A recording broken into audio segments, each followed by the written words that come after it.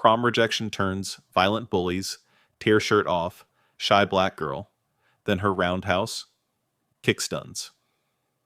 You're going to regret this, Connor Blake snarled, shredding the charcoal corners of my self-portrait before tossing it like trash onto Westfield Prep Academy's polished library floor, every line I'd drawn of my own face ripped away in a heartbeat. Minutes later, the aftermath would sit at my feet, torn sheets smudged graphite, and the quiet echo of privilege wielded like a weapon. But 2 hours earlier, I was simply Aisha Robinson, head buried in AP chemistry equations, elbows propped on a sunlit oak table, hair tied back to keep my thoughts from drifting. At 17, I knew how to stay invisible. Sit in corners, speak only when spoken to, let my art do my talking. My secret. I'd trained in martial arts since I was 7. My father's legacy as an Army veteran, plus an after-school program called Girls Who Fight, had taught me discipline, respect, and that real strength was meant to protect, not to show off. And tucked into my sketchbook cover was the best piece I'd ever created, a self-portrait of me, breaking free from a cage of ink and wire, symbolizing every silent girl who'd ever felt trapped. That afternoon, the library's heavy doors slammed open. Connor Quarterback Golden Boy, son of the biggest donor on the admissions board, strode in with Tyler Brooks and Des Johnson close behind. Mr. Fletcher, our college counselor, who'd once praised my portfolio to a Yale recruiter, looked up and blinked away from his paperwork. I sensed how the system shifted for Connor, the unspoken deal between power and protection, then forced my gaze back to my textbook. Too late. Connor's ice blue eyes found me as he flipped a chair around and slumped into it, straddling the seat like he owned every inch of the room. Prom's 2 weeks away, he drawled. You're my date. I couldn't swallow the bile rising in my throat. I already have plans, I said, voice steady, though my heart pounded. His perfect grin cracked for a second, enough to see the threat behind the charm. Tyler and Des shifted, boxing me in. Think carefully, Connor whispered, leaning closer. Every college you've applied to, my dad, can talk to their board. One phone call, and you're off the list. My jaw tightened. Across the table, Mr. Fletcher pretended not to notice. In that moment, I realized the real fight wasn't just against Connor's fists, but against a whole institution built to protect him. Then Mia Chin appeared, my best friend since freshman year, goalie of the girls' basketball team. Her presence a physical shield. Connor smoothed his jacket, and slipped on his practice smile. This isn't over, he said, voice low enough for me alone. As they left, my ruined sketchbook and beaten confidence felt like collateral damage. I sank to the floor, gathering fragments of my self-portrait. Each torn edge whispered hide or fight. I chose fight. But when I logged onto my phone that night, I discovered that Connor's real assault had only just begun. My phone felt like it was on fire. I whispered into the darkness as I stared at the avalanche of notifications. By sunrise, half the student body had seen the anonymous post on Westfield Prep Confessions. Aisha Robinson thinks she's too good for our quarterback snob alert. The caption beneath the cruel caricature, me with devil horns, and a sneer cut deeper than any punch. Comments piled up. Kick her out of the gallery. She only dates Ivy League losers. What does she know about real life? My heart hammered against my ribs, but somewhere deep inside, the warrior I'd trained into silence stood up. I shut off my phone, but the humiliation clung to me like wet paint. In chemistry class, Mr. Patel pretended not to notice my shaking hands. In the hallway, whispers followed me like vultures. The system meant to protect me. Teachers, counselors, even the prestigious admissions officer who once praised my work sat silent, offering no refuge.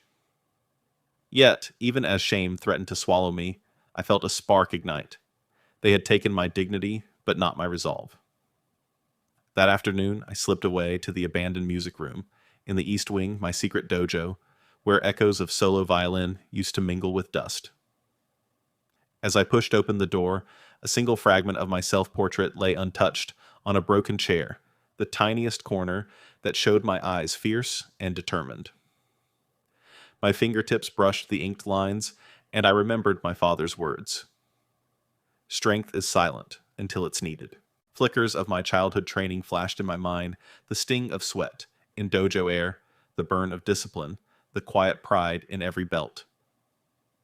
Then the twist of betrayal hit me. The metadata on the confession post traced back to Mr. Fletcher's old college account. My former mentor had deleted the trace, but I saved the evidence. The very man who once championed my art was complicit in tearing it down. Rage and clarity washed over me in the same instant. This was no longer just about prom or college applications. This was a reckoning. I slid my phone into my pocket, clutched that scrap of drawing to my chest like a talisman, and made a promise at tomorrow night's spring gala. I would stand before the whole school students' faculty, even Mr. Fletcher, and shatter the illusion that privilege grants immunity. I would reveal every lie, expose every silence, and reclaim not just my future, but the integrity of this place. As the sunset filtered through cracked windows, I exhaled ready. Tomorrow, the real fight begins. I never thought silence could echo so loud, I whispered as I stepped beneath the glittering chandeliers of Westfield Prep's spring gala, my heart drumming like war drums in my chest. The ballroom glittered with tuxedos and ball gowns, every polished smile a mask concealing Alliance's secrets, and the unspoken rule that Connor Blake was untouchable. When I locked eyes on Mr. Fletcher at the edge of the dance floor, his posture, stiff guilt written in the tense set of his shoulders, I knew the system that protected him had just become my battleground. I pressed the tiny fragment of my self-portrait, a single fierce eye, inked on torn paper, into the palm of my dress. It was my talisman, a silent vow forged in graphite. Around me, parents with donor badges laughed in polite clusters, oblivious to the tinderbox of scandal about to ignite at their feet. I could almost taste the metallic sting of truth on my tongue as I navigated the sea of polished surfaces and gilded tables, each one laid out like a shrine to privilege. The orchestra's strings swelled behind me, every note a countdown. Connor drifted through the crowd in his ivory suit, the picture of entitlement, his arm looped through Mia Chen's wrist, like a badge of defiance. Mia had been brave enough to stand by me in the library, and braver still to join me in exposing the rot behind the school's golden veneer. Her steady gaze gave me strength. I slipped my phone out and found the time-stamped screenshot of Mr. Fletcher's confession post, feed his old college login, his cursor overpost the hidden metadata I'd uncovered in the music room. It was a betrayal that burned hotter than any physical pain I'd ever endured. As the headmistress took the stage to welcome us, I felt my palms sweat. This was my moment, no more hiding behind corners or walls. I slipped through a side door smartphone in hand and connected it to the ballroom's audiovisual system. The screen flickered to life above the stage, replacing the gala's floral montage with the anonymous confession post, only now the username and profile picture were clearly Mr. Fletcher's. Gasps rippled through the audience. Mr. Fletcher froze, dumbfounded. Connor's smug expression faltered, replaced by a flicker of panic, his silent ally now exposed. I walked out onto the stage in my simple black dress, the torn edge of my sketchbook peeking from my clutch. The orchestra ground to a halt. For a heartbeat, the room held its breath. Then the murmurs rose like a tidal wave. I raised the fragment of my self-portrait high, the lone piece of my artwork that had survived the initial attack. "This eye is my witness," I began, voice clear and unwavering. "You tried to erase me, my art, my dignity, even my future. But every shred only sharpened my resolve." The chandelier light refracted in the glass, scattering rainbows across the marble, as if the school itself was cracking open to let justice shine through. Just as I prepared to drop the final truth bomb, the admissions emails I'd already sent to the university boards, complete with evidence of misconduct, the room went deathly silent. All eyes were on me, on Mr. Fletcher, on Connor. My breath caught. In that pregnant pause, I felt the weight of every student who'd ever been hushed, every teacher who'd turned a blind eye, every heart that had been trampled under the march of privilege. And then the microphone crackled to life. As the orchestra dimmed, the room held its breath. "I'm not done yet." I snapped as the grand chandeliers above Westfield Prep's spring gala trembled with the hush that fell across the ballroom. Every polished marble surface and gilded table seemed to lean in waiting. Just moments ago, I'd hijacked the gala's livestream intended to showcase donor-funded scholarships to expose Mr. Fletcher's treachery. His hidden confession post, once a ghost in the system, now glowed in full resolution on the screen behind me. The metadata, his old college credentials, the timestamp all laid bare for donors, parents, and students worldwide. The gasp that rippled through the crowd felt like a physical wave crashing over me, but the piece of my self-portrait I held just one fierce inked eye felt heavier than ever. It was the sole survivor of Connor Blake's initial assault, a symbol of every young woman silenced by privilege. My voice rang out clear and unwavering. This eye has witnessed every broken promise, every silent betrayal by those who claimed to protect us. Guards materialized at the stage's edge, their polished shoes clicking a warning more than a courtesy. Doctor.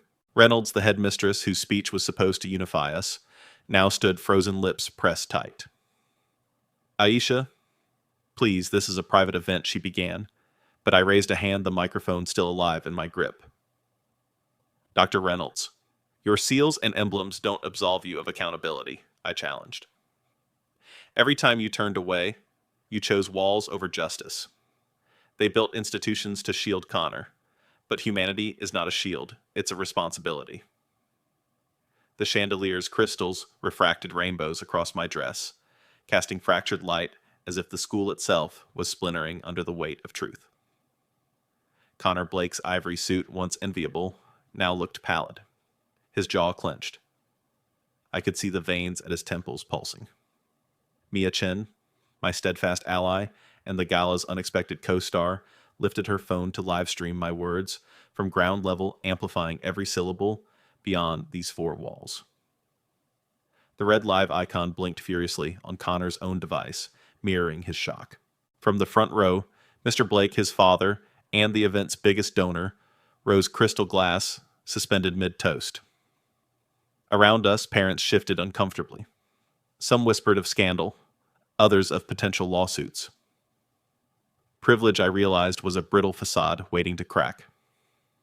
Then Dr. Reynolds' voice cut through the tension, cool as steel. Aisha Robinson, you are being asked to leave immediately. Your actions threaten our fundraising and reputation. My heart thundered expulsion, threatened to erase my future. My shoulders burned with every pair of eyes fixed on me, donors who wrote checks for privilege administrators who thrived on silence, students who watched in stunned awe. Yet, in that moment, I felt the calm clarity of my martial training. Adversity was not a cage, but the forge of strength. I lifted the torn eye high, defying the guard closing in. Better expelled for courage than protected by lies, I declared. A roar of applause and shouts erupted, some furious, some liberated. As I stepped off the stage, guards at my side, the avalanche of notifications exploded, hashtags, trended news alerts pinged, and the promise of real accountability blazed across screens everywhere. Clutching the fragment of my art against my chest, I crossed the threshold into the unknown, every flashbulb and whispered promise chasing me. This was no longer a gala. It was the opening bell for a revolution. The real fight for justice had just begun. I never thought I'd see police sirens echoing through our school halls. I gasped as I burst through Westfield Prep's front doors, the torn fragment of my self-portrait clutched like evidence. Moments ago, I'd been escorted out of the spring gala by security. Now flashing lights painted the marble floor red and blue. The headmistress's words still rang in my ears. You're expelled for insubordination. But the moment the officers stepped into our foyer, my purpose crystallized. This fight was no longer just mine. It belonged to everyone, silenced by privilege. Word spread instantly. Students blocked the entrance, cheers, rising in defiance of the glittering donors who lingered outside. Justice for Aisha, they chanted, their voices a turning tide against complacency. I felt the weight of their hope settle on my shoulders, an honor and a burden. Inside, I saw Brad Stevens, the head of student council, his phone raised, broadcasting live. He'd been forced to hand over footage of Connor, ordering the destruction of my portfolio, the very proof needed to swing the scales. In the library, once a place of fear, I felt a surge of solidarity. Mia Chin stood by my side, her arms crossed like armor. Des Johnson and Tyler Brooks hovered at the edges, uncertain had they realized they were pawns in a game they didn't control. I caught Dez's eye. His expression shifted from guilt to resolve. Even someone with privilege could change. We marched to Principal Reynolds' office each step, a declaration that harassment and blackmail had no safe haven here. The officers followed their presence, a stark reminder that institutional cover-ups carried real consequences. I handed the torn eye of my portrait to Officer Martinez, my symbolic witness. This, I said, voice firm belongs in evidence, as does every shredded canvas, every threat message, and every silent nod of approval from those who refuse to protect us. Then came the twist I never saw coming. Mr. Fletcher, once untouchable, emerged from behind his desk, eyes rimmed red. He confessed on camera unprompted that he'd manipulated dozens of anonymous accounts to discredit not only me, but other minority students. His contrition was ugly, but it cracked open the door for truth. The headmistress paled. The board of trustees summoned mid-meeting erupted in urgent whispers. Aisha's law, a draft policy punishing staff, complicity in harassment, was on Principal Reynolds' desk, ready for signature. Outside parents and media swarmed. Some shouted support, others threats. My heart pounded, but in that roar, I recognized something deeper than fear, the pulse of collective courage. With the self-portrait piece still in my hand, I looked to the students around me, the mosaic we would build from our shattered works. Today, they weren't just my witnesses. They were my comrades in arms. As Officer Martinez led me away to give a formal statement, I turned back to the crowd. Their faces blurred into a living tapestry of defiance and hope. The fight was far from over. It was only just beginning. I never imagined standing in a courtroom could feel more terrifying than training under my father's watchful eye. I thought, as I gripped the edge of the witness stand, the single scrap of my self-portrait pinned to my lapel like a battle scar. The cold fluorescent lights above me cast long shadows across the polished oak desk, where Connor Blake's father sat gray suits and guarded expressions filling the gallery. Your Honor, the damage isn't just to paper and pixels, it's to every promise I poured into those pages. I began my voice, clear despite the adrenaline thrumming through my veins. In that moment, I felt the weight of every student who'd been silenced by privilege, every teacher who'd looked the other way. My torn artwork was more than evidence, it was my soul laid bare. Connor's defense attorney rose smooth and practiced painting me as a vengeful artist, desperate for attention. But then unexpectedly, Tyler Brooks and Des Johnson, once his loyal shadows, swung open the courtroom doors. Tyler's shoulders were squared, Des's eyes steady. I recorded every phone call Des said, placing his phone on the desk, the files flickering on the screen. Threats, blackmail schemes, orders to destroy my laptop. Tyler stepped forward next. I helped shred the paintings. I was wrong, he confessed, voice raw. The judge leaned forward, surprise and relief mingling on her face. Privilege had tried to silence us, but the truth was louder than any legacy or lawsuit. My breath caught as I realized the twist the system designed to protect Connor was crumbling from within. The gallery erupted gasps, murmurs of shock whispered, "Thank you, S." My heart pounded like dojo drums in my chest, every beat a reminder that courage could ignite change.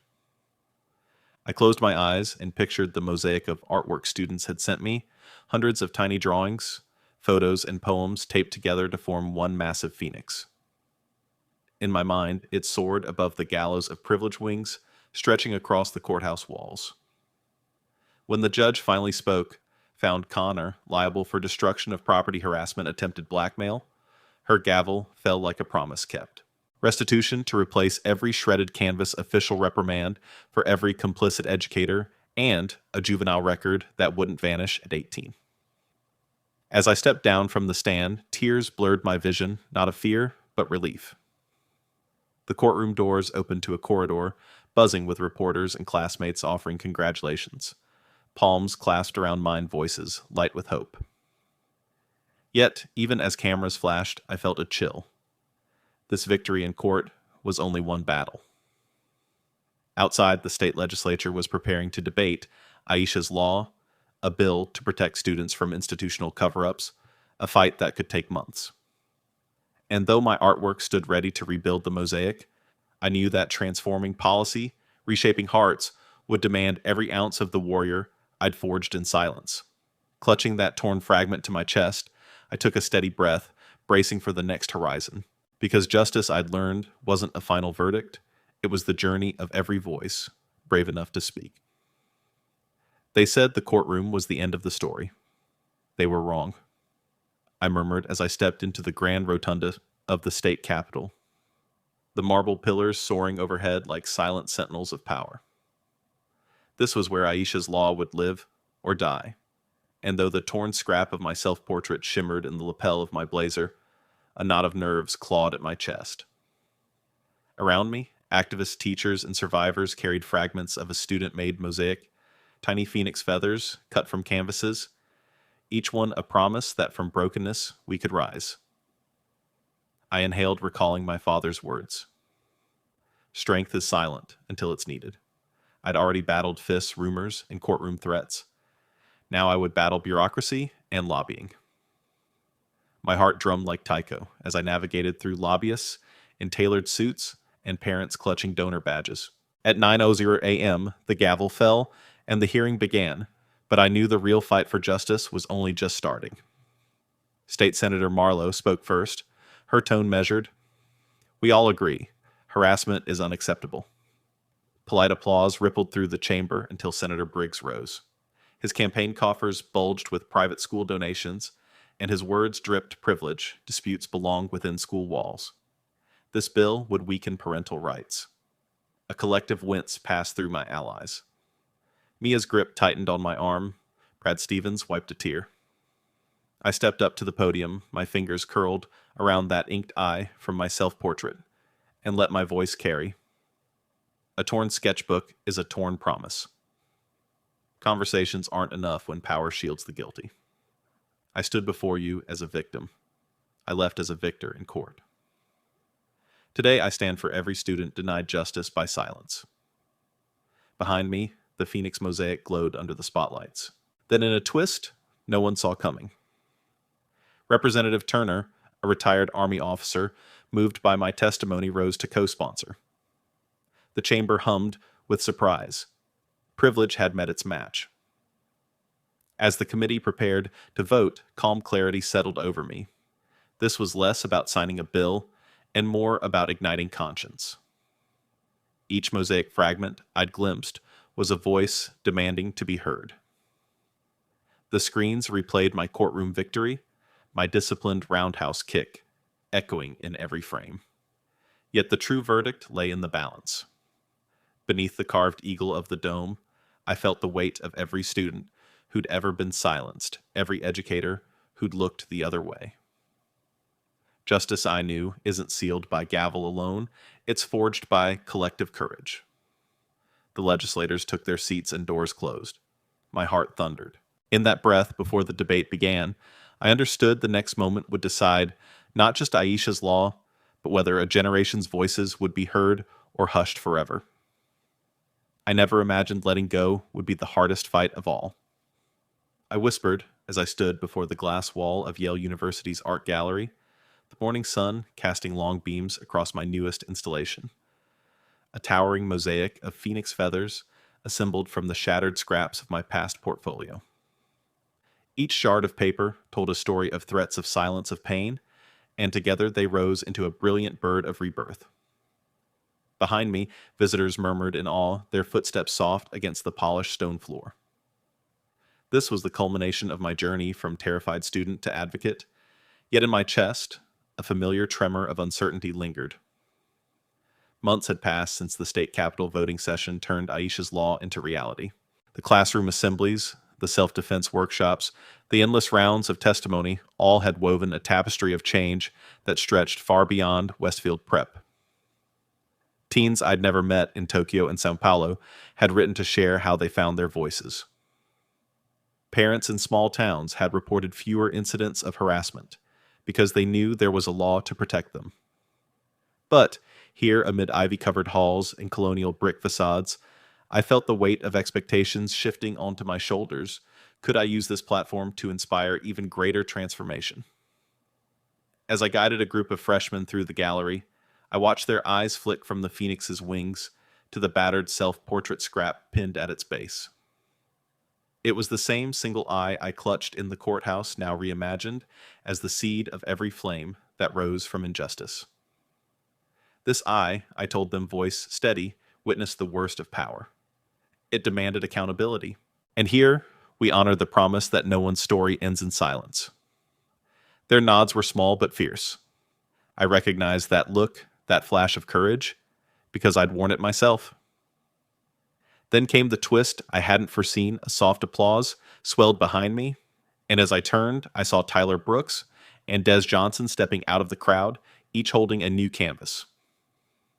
Tyler's painting was raw, a study in grays and blues, capturing the moment he tossed my laptop aside in shame. Des's sculpture twisted metal and glass into a cage bursting open at one corner. They moved forward together, offering their art as apologies and affirmations. In that instant, privilege and remorse melded into something unexpected, true solidarity. My breath caught and I felt tears sting my eyes, not from grief, but from the beauty of collective redemption. The Phoenix mosaic trembled as though stirred by their steps. "We're in this with you," Tyler said, voice rough. "We're not perfect, but we choose to fight for what's right." The gallery's skylight framed them like stained glass saints of change.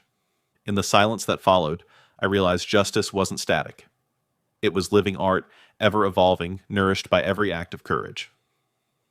As the freshmen pressed forward, reaching to touch the phoenix's feathers, I understood that my story wasn't the final chapter, it was a spark. Even as applause began to ripple through the hall, I saw beyond the crowd a world still in need of transformation. Hands waiting to pick up the torch, voices waiting to rise. Clutching the scrap of inked eye at my heart, I stepped back, letting the mosaic's fire spread, knowing this revolution had only just begun.